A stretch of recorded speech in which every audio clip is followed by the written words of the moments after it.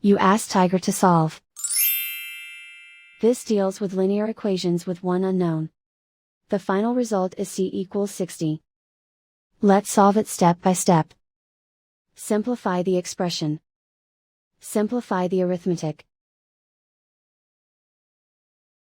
Find the greatest common factor of the numerator and denominator.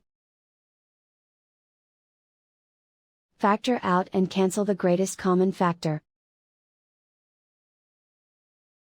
Multiply the fractions. Find the greatest common factor of the numerator and denominator. Factor out and cancel the greatest common factor. And so the final result is c equals 60.